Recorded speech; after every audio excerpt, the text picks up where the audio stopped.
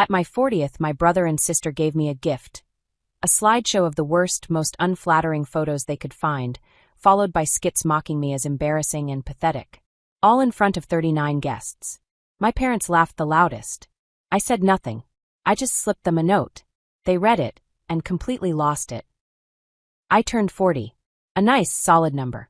Round, respectable, almost a milestone if you look at it from the outside.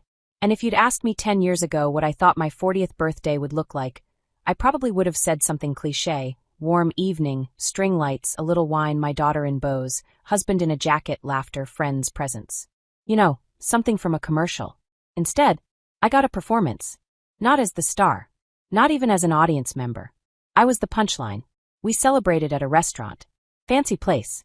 Private room, candles, white tablecloths, waiters in uniforms. My husband, Daniel, insisted it be more than just dinner with family.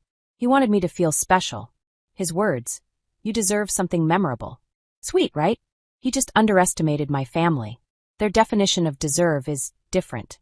At first, everything seemed normal. People showed up, handed me gift bags with sparkly ribbons, said nice things. I did the awkward smile and nod while juggling a drink and an oversized bouquet. I've never loved being the center of attention, especially around people who've spent their lives looking at me like I'm a particularly tricky math problem. But I endured. I'm good at that.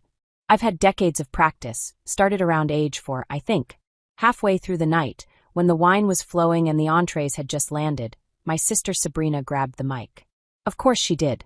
She always grabs the mic, whether it exists or not. Her voice can carry to the kitchen staff and the janitor out back. This time, though, she had tech support. "And now," she said with a grin, "it's time for the gift from me and our brother. Hope you love it, April. We worked really hard on it. Just like you used to try so hard growing up, remember?" Laughter. I smiled, nodded, set my glass down. Daniel glanced at me. Something in him knew. A projector screen dropped from the ceiling. Lights dimmed. Spotlight me. But not me now, me on screen. It started out sweet. Baby photos. Me in pajamas. Holding a doll. First day of school. Someone let out an ah. I relaxed a little. And then it started. Slide 1. Me at 7, hair a mess, face smeared with chocolate. Caption: "Our little fashionista, ready for the red carpet." Laughter. Soft. Harmless. I mean, all kids get messy. Families keep embarrassing photos. Slide 2. I'm standing at a school assembly with my eyes closed. Caption: "She could nap anywhere. Even upright." More laughter. Then came the teenage shot. I'm in a swimsuit, hunched shoulders, stomach pushed out. Caption: "Miss Awkward 1997. And there it was, that hot flush of shame. That photo wasn't meant to be shared. And the edits? Photoshop made it worse. The lighting, the contrast, they exaggerated everything. And funny enough, only my photos made the cut. Not a single one of them. Next up, me at a friend's birthday, maybe 10 years old. All the girls wore dresses. I wore a stretched-out sweater with elbow holes and a suspicious stain. Caption: "Fashion Critic of the Year." Brother's voice chimed in from off-screen. She always knew how to ruin a photo. More laughter. I remembered that day. It was the only clean thing I had. Mom told me, "You're not dressing like a doll. You're already too big." Then school play. All the kids in cute animal costumes. Bunnies, foxes, a tiny crown here and there. Me. I was in a gray sweatshirt with glued-on ears. Caption: "Rat of the Year." Hilarious, if you forgot that we never bought a costume and Mom said, "Nothing will fit you anyway. Sit in the back." And I did. I didn't even want to be in the picture. But of course they made sure I was. The laughs got thinner. A little hesitant now. Or maybe I imagined it. Daniel wasn't laughing. And my daughter just stared, eyes wide. Then came the video clips. Old home footage. I'm eating dinner. They added exaggerated chewing sounds. I know for a fact I wasn't chomping like that. But hey, anything for the edit. Next, me dancing in my room, oversized t-shirt, socks, hair a mess. Caption: "Her first and last audition for Broadway." Sabrina's voice again. She was always theatrical. Almost like she knew one day we'd show the world. More laughter. Some clapping. Then the skit started. Yep. They had actual sketches planned. My niece came out first. Wore a wig, a giant bow, and clothes stuffed with pillows to make her look, well, let's just say rounded. She played a caricature of me. "I'm wearing this," she announced, twirling. My sister, playing mom, snapped, "You can't go out like that. Your legs look like loaves of bread." "I don't care. I want everyone to see how pretty I am. Laugh track. Eye rolls. Nods of approval. The message was loud and clear. We tried to help her, she wouldn't listen, and look how ridiculous she turned out. Second sketch, a fake cafe. My nephew, playing me, sat at a table with a stuffed stomach, wig, and fake burger. Brother played dad. Use a fork and knife. People are staring. The nephew fumbled, tried to cut the burger. It slid off the plate. He grabbed it with both hands, shoved it in his mouth, smeared ketchup everywhere. Brother sighed. April, for the love of God, slow down. No one's taking your food. More laughter. Maybe not from everyone. I wasn't watching the crowd anymore. I was watching my parents. They were howling. Mom had tears from laughing so hard. I sat there. My daughter reached under the table and held my hand. Mom, she whispered. Did they really say those things to you? Did you really eat like that? I squeezed her hand a little tighter. This wasn't humor. This wasn't love disguised as teasing. This was a greatest hits compilation of shame. Same script I'd known since I was a kid. Make April the punchline. Remind her she's not enough. Too much. Never quite right. But now they had props. And an audience. Sabrina closed it out with a smile. We exaggerated, of course. But you know what they say, every joke has a little truth. Right? It's all love. Applause. A few polite chuckles. I sat there thinking, this is it. The last straw. No more pretending. I stood. Lifted my glass. Thanks to everyone who came. Thanks for laughing. It really clarified a few things for me. Now I know where I stand with this family. A few nervous laughs. Some silence. Then I walked over to their table, Mom, Dad, my siblings. I placed a small folded note in front of them. What's this? Sabrina asked. Read it at home, I said. Alone. In silence. I turned and walked back to Daniel and my daughter. Daniel's hand found mine. I took a sip of wine. Perfect evening, just like they wanted. The next morning, my phone wouldn't stop ringing. Too late. The morning after was surprisingly quiet. Even the birds outside seemed to know better than to get involved. My phone was blinking, 12 missed calls. Mom. Dad. Sabrina. Anthony. Sabrina even left a voice message over 2.5 minutes long. Impressive, really. I didn't know her lungs could hold that much air. I didn't listen. I just got up, made some coffee, sat on the windowsill, and scrolled through the photos. It's a weird thing, looking at yourself from the outside. Especially when everything in the frame is designed to make you look ridiculous. Awkward. Laughable. The birthday pictures were carefully curated. Everyone else in the background looked polished, joyful, relaxed. And then there was me. Center stage. The punchline. I stopped on one photo. My daughter. Audrey's gripping my hand like she's afraid I'll disappear. Her face frozen. Not sad. Not scared. Just like someone turned off the lights inside her. And that's when it hit me. She saw it. She felt it. She went through it with me. I'm not letting her grow up like this. I finished my coffee and walked into her room. She was already awake, lying there, face buried in her pillow. I sat down beside her. Mom, she said without looking up. Did they used to say that stuff to you? That you embarrassed them? I wanted to lie. Say, no, not really. Or at least, sometimes, but they didn't mean it. But I just looked at her. And said nothing. Because the real answer would have taken longer than she was ready for. More often than I love you. Way more often. It started early. Really early. Back when you still believe that trying your best means someone will notice. Will appreciate it. Spoiler alert, it doesn't. Funny thing, Sabrina and Anthony grew up in the same house. But somehow they got the deluxe version. They got the applause. I got the notes. I was 6. We were heading to a friend's place. I wore a new dress, one button was a little off at the collar, nothing dramatic. Mom glanced at me and said, "You look like a mess. I'm always embarrassed by you." Sabrina? In ripped jeans? She has style, Mom would say later. Or the time I laughed in class, genuinely laughed. I was a kid. That's what kids do. Mom turned and snapped. Do you even hear yourself? Girls should laugh gracefully. Sabrina? Laughing so hard she wheezed. Oh, her laugh is just infectious. Family photo day. Everyone smile, the photographer said. I smiled, big open reel. Dad looked at me and grimaced. Great. You ruined the whole picture. Later, the photo was labeled in the family album.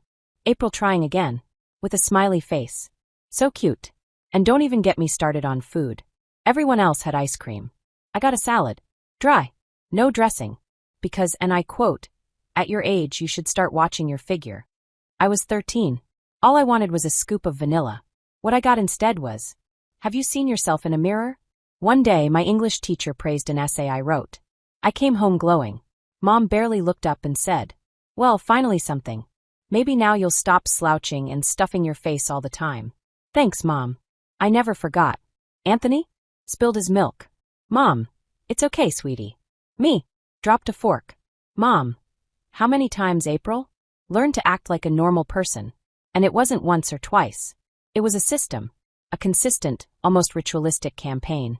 Like they got a kick out of correcting me, comparing me, putting me in my place. Stand up straight. Suck in your stomach. Girls should be tidy. What are you wearing? That doesn't suit you. You should hide those thick legs under a maxi skirt. That hair? You look ridiculous. Maybe some makeup would help. A little something to save the face. When I first brought Daniel, my now husband, home, Mom's first comment was, fix your posture. We have company. Then later, in private, she whispered, never thought a girl with your looks would land someone like him. Sabrina, divorced and on the market at 33, spent the whole night throwing flirtatious looks at Daniel and at one point, in front of him, said, wow, April. He's a catch. How'd you convince him? With those assets. I was about to excuse myself to go cry in the bathroom, maybe blot my cheeks with foundation, when Daniel calmly looked at her and said, Sabrina, wrong question. It's not how she convinced me.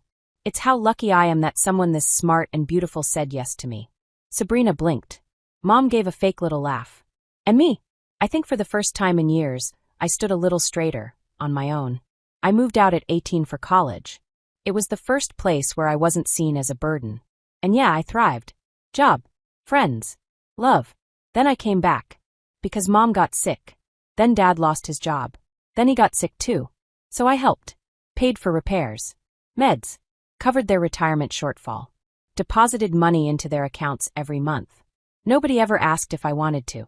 Technically, part of their house is mine. I co-signed when they refinanced. They wouldn't have gotten approved without my income. Back then, it felt like the right thing to do. Now it just feels stupid. I gave Sabrina $8,000 for her son's college fund. Still waiting on that repayment. I helped Anthony pay off his credit card, $3,000. He said, we're family, and never brought it up again. When their kids were little, I babysat. A lot. For free. Weekends included. Because you're not that busy, right? I was free, all right. Free of rights. Of respect. Of gratitude. And through it all, I kept trying. To fit. To please. To earn love. And then they laughed at me. In front of everyone. Now I sit here holding my phone. My hands are shaking. Not from tears. From something sharper. Anger, finally given permission. I open Mom's chat. Mom. What a word. 3 dots. Block contact. Then Sabrina. Then Anthony. Then Dad. One by one. No drama. Just silence. Rare. Fragile. Like glass. This isn't rage. This is the silence you've earned. I'm not playing family anymore. And you know what? For the first time in a long time, I feel alive. The morning was weirdly quiet. Even the cat didn't meow. Maybe she just had the good sense to stay out of the blast zone. My phone was blinking, 12 missed calls. 5 from my mom, 3 from Sabrina, 2 from Anthony, and 2 from unknown numbers. Probably Mom again, calling from someone else's phone. Classic move. In her world, if I didn't pick up, it wasn't because I didn't want to talk, it was because I hadn't heard her. I made coffee. No milk. No sugar. Just strong, black, and bitter. Kind of like my relationship with my family. I sat at the kitchen table and opened my laptop. 3 tabs. Online banking, mortgage paperwork, and a folder labeled for emergencies or therapy. A collection of every financial transaction I'd ever made on behalf of my family. First stop, the parental pension. Since 2019, I've been sending my parents $400 a month. Because Dad didn't earn enough credit, and Mom had earned her rest. Cool. Rest on your own dime now. Click. Autopay canceled. Next up, meds. I'd added my mom to my health plan, so she could get her prescriptions at a discount. Not anymore. Let her explain to the insurance company why her adult daughter just resigned from the family. Click number 2. Utilities. I didn't cover them entirely, but whenever they were short, which was pretty often, guess who got the panicked call? I'm 40. They have 2 other children. Somehow, I was still the designated backup wallet. Click 3. Funds frozen. Now we get personal. I opened my thread with Sabrina. Her last message? A dancing rat gif with the caption, "Happy B-Day, sis." I hadn't responded then. But now I typed out a message, short, formal, no frills. Sabrina, reminder. The $8,000 I gave you in 2020 for Josh's college fund was a loan. You promised to repay it within 2 years. It's been over 4. Please return the amount by the end of this month. Otherwise, I'll take it to small claims court. I'd prefer not to go there. No smiley face. No sorry to bring this up. Just math. Then Anthony. Mom's golden boy. Always with a bat in one hand and zero accountability in the other. In 2021, he needed $4,000 to fix the garage roof, or his tools would get ruined. Promised to pay it back by New Year's. It's 2025. The roof's fine. My money. Not so much. Anthony, following up, $4,000 loaned for garage repairs in 2021. Please repay or send a payment plan. If I don't hear from you in 2 weeks, I'll move forward legally. No hugs, which he always used to send ironically. Then came a call. Not from them, from my lawyer. Melanie Watson. She has one of those calm newscaster voices, the kind that could say impending disaster, and still sound like everything's under control. Ms. Greenwood, I've reviewed the documents. I think we should meet. You have options. I was in her office that afternoon. Bright space. No small talk. Perfect atmosphere for planning a siege. You're on solid ground legally, she said. Here's the $60,000 transfer from your inheritance into their account. And here's the refinancing agreement. You're listed as co-borrower. Based on that, you're entitled to at least 25% of the home value. Possibly more, depending on how we argue it. Can I get the money back? Yes. Or file a petition action. That would force the sale of the home and allocate your share. I nodded slowly. Took a breath. I want to start the process. Just know it won't be pleasant. Neither was 40 years of being their emotional dartboard. She smiled. A small one. The I get it kind. Later that evening I told Daniel. Are you sure? He asked. This'll be a full-scale war. I'm sure. This isn't revenge. It's math. I finally understand what I'm worth. And I'm done paying for their comedy sketches. He didn't say anything. Just held me. I leaned into him, and for the first time in 2 days, felt like I was steering my own life again. Later, I remembered the note I'd left on the table at the party. A little folded piece of paper, dropped in front of them after my toast. I'd told them, read it at home. Alone. It said, all expenses you assumed were my obligation, effective immediately they're yours. All debts you thought were forgotten, effective immediately they're active. All ties you believed were unbreakable, effective immediately they're cut. Welcome to reality. April. The one who ruins everything. And now they're calling. I don't answer. I sit by the window sipping wine, watching my daughter jump rope outside with her friends. She's smiling. And I smile too, because I know she won't grow up thinking she needs to be fixed. For 40 years, I played the background character in their story. Not anymore. This is my show now. And I've just stepped on stage.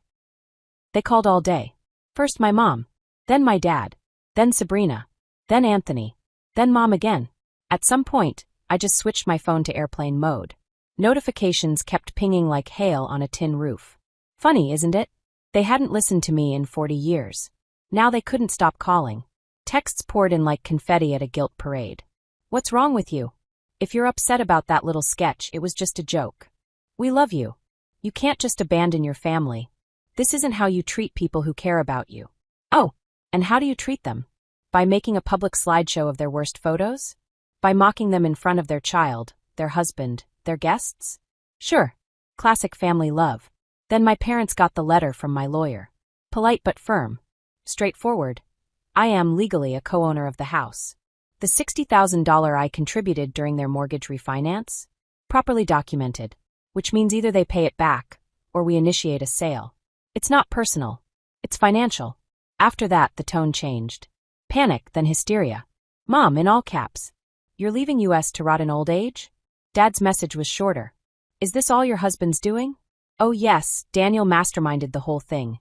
12 years of marriage just to manipulate me into filing legal action after they aired a video of me chewing like a hippo. Genius-level planning. Then Anthony called. Daniel, can you talk to her? She's always been, a little off. Maybe she needs help. Daniel laughed. Not maliciously, just with that quiet, tired clarity that comes when you've watched someone try to carry their family's emotional trash for too long. She doesn't need help, he said. She needs peace. And then my mom switched tactics. She called my daughter. Audrey, sweetheart, Grandma misses you. Grandpa does too. But your mommy, she doesn't love us anymore. But you do, right? Thankfully, my daughter isn't easily manipulated. She silently handed me the phone. I said, Mom, if you ever try to emotionally blackmail my child again, I'll file a formal complaint. As a mother, you raised one daughter on guilt. There won't be a second. Click. On day 3, Sabrina texted me. That $8,000 was a gift. You offered. It wasn't a loan. 30 minutes later, she got an official notice of intent to sue. Courteous tone. Dates, conditions, contact details of my lawyer. The next day, she sent me $3,000. With a note. I don't want this to become ugly. I hope this is enough. It's not about ugly. I'm not fighting. I'm settling accounts. Anthony got the same letter. He owes me $4,000 from that temporary emergency when his wife lost her job and the garage roof needed fixing. I helped. No questions asked. Now I want my money. Loan repayment from 2018. If I don't hear from him in a week, we proceed legally. Then came the visit. I didn't want to let them in. But I did. Mom and Dad, looking a decade older than I remembered. But their eyes held no remorse, just irritation. Like I'd ruined their weekend plans. We came to talk, Mom said. Like adults. Though I doubt you're capable of that. Fine, I said. But only if this isn't another lecture about how I'm the problem. If you're here to listen, I'll speak. They nodded. And then Dad cut me off before I could say a word. We raised you. Fed you. Did everything for you. And now this. Over a silly party bit. It wasn't a bit, I said. It was public humiliation. In front of my husband. My daughter. A room full of people. You're being dramatic, Mom scoffed. You always are. It was just a joke. Everyone laughed. Who's everyone? You. Your golden children? I spent my whole life trying to be good enough for you. And still, I was the punchline. You thought it was fine to mock me, on my birthday no less. It was humor. Lighten up, Mom said. Then why not make fun of Sabrina? Or Anthony? Why were the fat jokes about me? Why was I the only one told to learn to take a joke? Because you've always been different, Dad said. Overly sensitive. Insecure. It's good for you to laugh at yourself. Honestly, we're surprised you even got married. With your, you know. That's not the point, Mom cut in. You're setting a bad example for Audrey. She'll grow up and turn on you too. She didn't grow up with you. She sees clearly. She won't. You always twisted everything, Mom snapped. We sacrificed so much for you. And now you want to steal our house.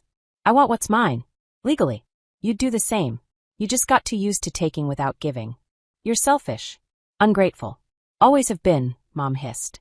I looked at them and didn't feel pain. Just exhaustion. There they were. Mask off. Same people. Same lines. Still calling it love. Thanks for coming, I said. But you're not here to understand. You're here to reel me back into being manageable. That's not going to happen. We're not family. We're just people who share some DNA and a long list of disappointments. How can you say that? After all we've done for you. I'm done with your terms. Your power games. Your disrespect. Then don't be surprised if there are consequences, Dad said coldly. You want to go to court, we'll go. You'll regret this. They left without saying goodbye. And I knew, without a doubt, I'd made the right call. What followed was predictable. Threats, anonymous messages, even a bogus call to CPS. The visit found nothing wrong. Just one last jab. Then a year passed. The house was sold. I didn't get the full $60,000, some went toward their debt, but my lawyer made sure I got what mattered. They now live in a small rented apartment.